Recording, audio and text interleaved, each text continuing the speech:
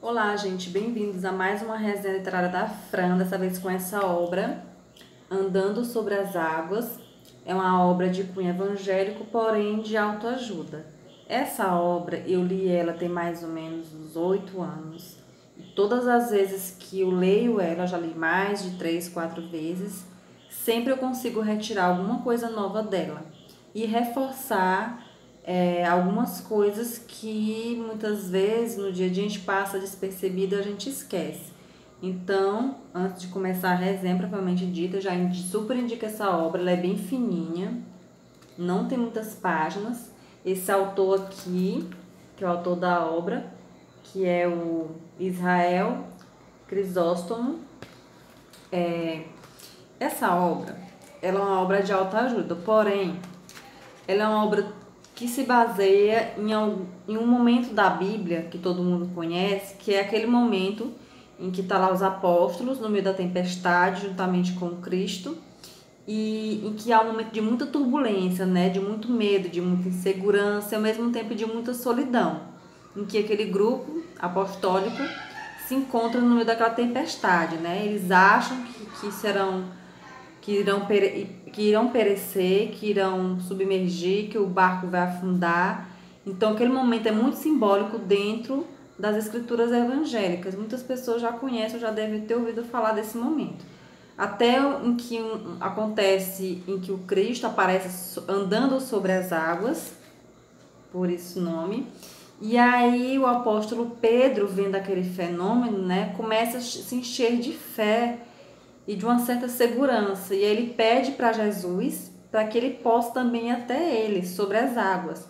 E aí o Cristo diz, vem Pedro. Ele até começa aqui falando, né, dessa passagem. E aí no meio do caminho, Pedro começa a ter medo, né? Começa a se sentir ameaçado, se angustia e começa a submergir. E aí no auge do desespero ele diz, Senhor, salva-me, né? E naquele momento Cristo pega a mão dele e diz, homem de pouca fé, né? E ele, né, fica sobre as águas. E o Cristo volta para o barco e dá uma grande lição, né, a seu apostolado, a seu colégio apostólico, né?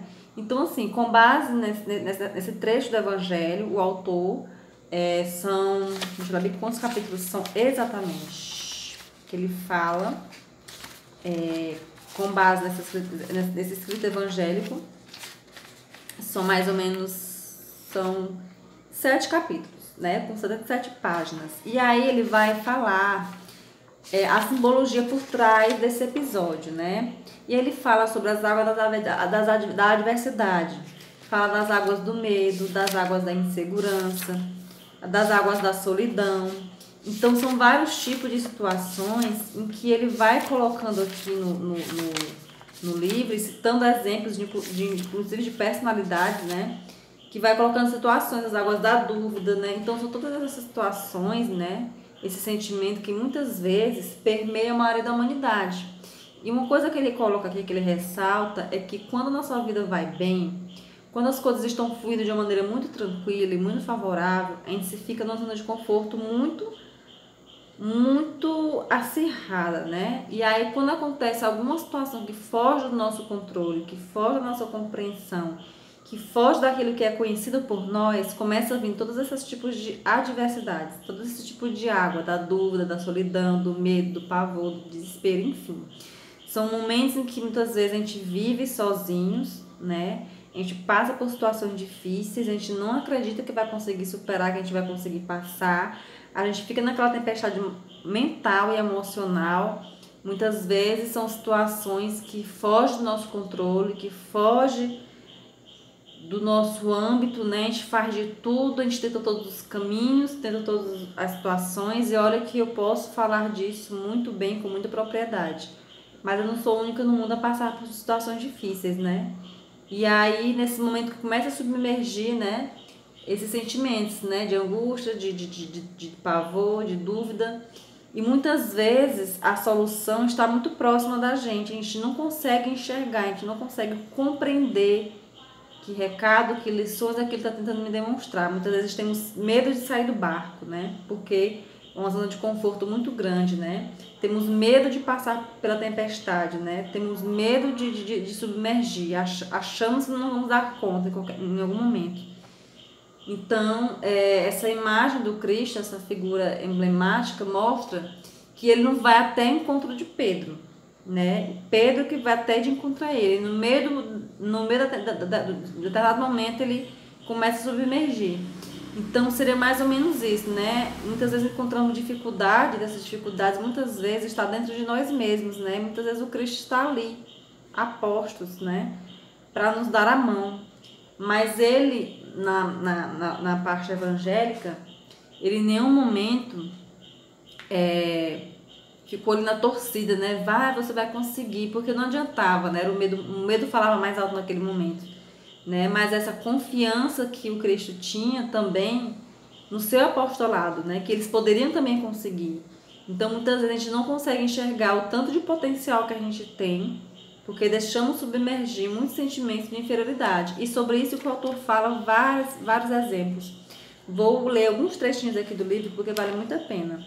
Olha, diz assim: quando alguém diz que não consegue, que vai desistir porque sabe que não irá conseguir, geralmente estão com a autoestima muito baixa e amando-se muito pouco, ou não se sentem capazes de cuidar de si mesmas. Querem fórmulas mágicas, resultados imediatos.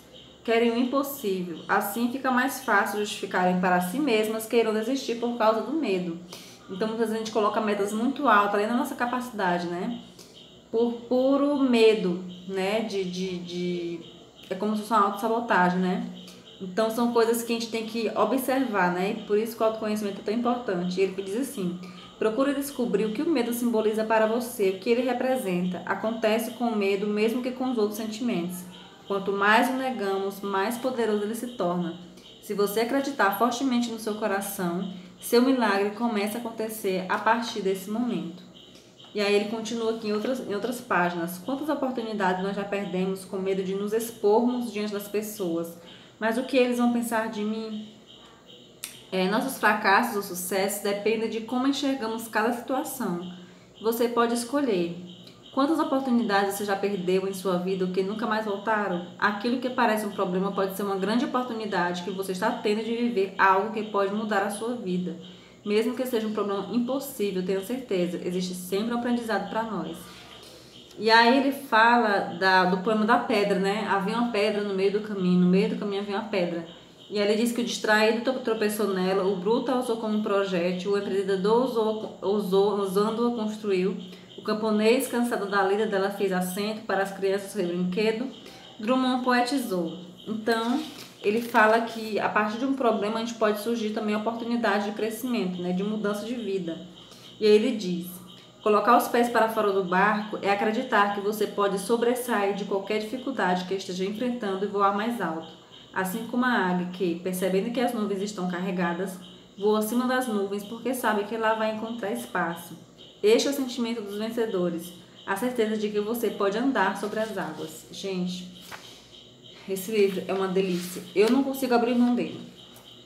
E aí ele vai falando outras coisas aqui, diz que o segredo para vencer o complexo de inferioridade é acreditar que o melhor ainda está por vir e o futuro nos trará sempre melhor. Eu sempre tento rever esse mantra, embora às vezes seja difícil. E aí ele diz que a gente tem que mudar os pensamentos, o padrão que a gente às vezes tem construído ao longo da nossa vida, né? Porque somos aquilo que pensamos. E aí ele diz assim, que há uma força dentro de você que ele torna capaz de se soltar das correntes que estão prendendo você e impedindo de ser feliz. Muitos dos fracassos da vida ocorrem com as pessoas que não reconhecem quão próximas elas estavam do sucesso quando desistiram. Essa fala que ele coloca uma paráfrase, ele usa várias paráfrases, usa vários exemplos de pessoas bem-sucedidas. E nesse caso, essa fala é do Thomas Edison, inventor da lâmpada da eletricidade, seu telefone, enfim. É uma coisa que ele diz aqui que é interessante, que se você pensa que não tem valor, agirá como vítima. Se você pensar que é mal, agirá com engano. Se você pensar que é valioso, agirá de forma honrosa. Ele diz como vencer o complexo de inferioridade, cita vários exemplos, diz que o autoconhecimento leva à cura. Tudo posso fazer através de Cristo que me dá força, né, gente? Então, assim, ele mistura o conhecimento bíblico, né, com também exemplos de pessoas conhecidas da humanidade que conseguiram superar os obstáculos na mais diversas adversidades da vida. E coloca também o seu próprio exemplo pessoal como forma de superação, né? E aí ele diz que a gente tem que descobrir nosso propósito. E aí ele diz assim, que nada pode impedir o homem com atitude mental positiva de atingir seus objetivos. E aí fala do poder das nossas escolhas. Diz assim, quem se acomoda se conforma. E quem se conforma perde o direito de reivindicar melhoras na vida, gente. É uma frasezinha bem curtinha, mas isso é tão interessante, tão significante, porque eu tô lendo isso aqui, mas eu passei essa semana por uma turbulência muito grande, muito difícil, como muitas turbulências eu passo na minha vida. Mas a gente vai começar a entender que muitas dessas dificuldades, que muitas vezes quando não são criadas pela gente, são criadas por outra, por uma outra situação, a gente muitas vezes a gente se acomoda até mesmo no sofrimento, porque a gente tem medo da mudança, a gente tem medo de dar a reviravolta na nossa vida. Então, existem vários momentos na nossa vida que justamente surgem essas crises, essas dificuldades, para que a gente possa realmente dar a volta por cima e haver essa mudança. E aí, se a gente não vai pelo amor, a gente vai mesmo pela dor. E aí, para finalizar, ele fala assim, que agora que você aprendeu a comandar sobre as águas, todas as vezes que você ver o mar na sua frente, você saberá como superá-lo. Você nasceu para ser feliz. Você não está aqui por um acaso do destino. O seu propósito aqui é ter uma vida de vitória e viver hoje cada momento melhor do que você viveu ontem.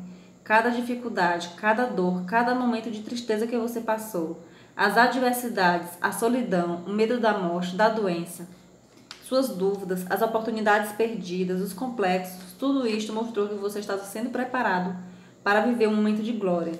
Imagine a partir de agora que não há limites para seus sonhos, nem o tamanho para seus projetos.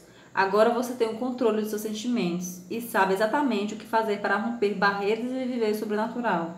Veja na sua frente um mundo de possibilidades. Lembre-se que você pode andar sobre as águas.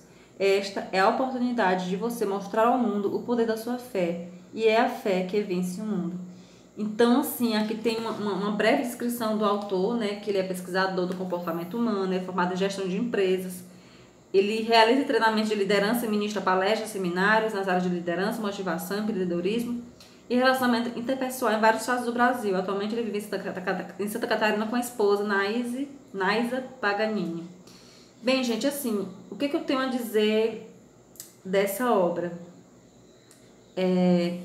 Como eu falei pra vocês, é uma obra que eu não consigo me desprender dela, porque ela é uma obra maravilhosa, ela é bem curtinha, mas tem muito conteúdo. Então, para quem quiser conhecer um pouco mais dessa obra, vale a pena o investimento, não é uma obra muito cara. Essa obra eu achei por acaso, perdida nas coisas de uma pessoa, de um ente familiar meu, e eu, quando li essa obra pela primeira vez, eu acho que ela estava me chamando, né, me querendo me fisgar. E aí eu vi que essa obra realmente era para minha vida, né? Então eu quero ler sempre essa obra, reler novamente, porque é necessário a gente prestar atenção também na nossa vida, né? Na nossa vida emocional, como uma forma de filosofia, né? A vida não é só aquilo, a matéria, né? A vida transcende, né? Então eu espero que vocês tenham gostado dessa obra, ela é curtinha. Deixe o seu like, me siga em Fran Almeida 76, que é o meu Instagram.